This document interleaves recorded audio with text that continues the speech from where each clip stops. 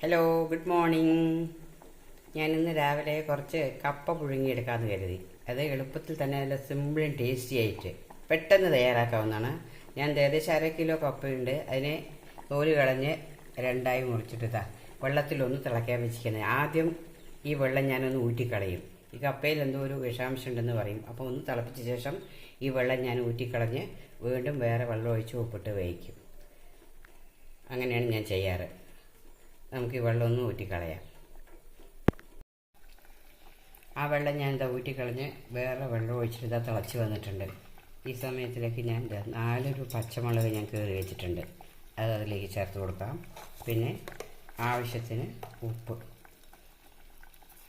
പെട്ടെന്ന് വേവുന്ന കിഴങ്ങാണ്, അതിനനുസരിച്ച് വേണം നിങ്ങൾ വെള്ളം വയ്ക്കാൻ.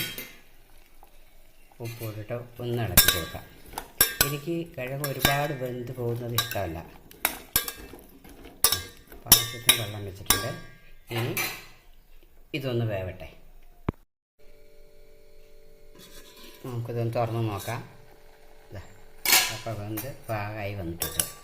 ഇത്രയും വേവുന്നതാണ് എനിക്കിഷ്ടം. നിങ്ങൾക്ക് കൂടുതൽ വേണമെങ്കിൽ കൂടുതൽ വേവിക്കാം. ഇനി ഇതിലേക്ക് ചെയ്യേണ്ടത് എന്താ വെച്ചാൽ 1 ടീസ്പൂൺ വെളിച്ചെണ്ണ കൂടി ഒഴിച്ചു കൊടുക്കാം. അതൊഴിച്ചാൽ ഇതിന് നല്ല ടേസ്റ്റാണ്. നമ്മുടെ കപ്പ പുഴുങ്ങിയത് ഇവിടെ റെഡിയായിട്ടുണ്ട്. ഇത് നിങ്ങൾ ട്രൈ ചെയ്ത് നോക്കൂ. തീർച്ചയായിട്ടും നിങ്ങൾക്ക് ഇഷ്ടപ്പെടും. Okay, thank you for watching.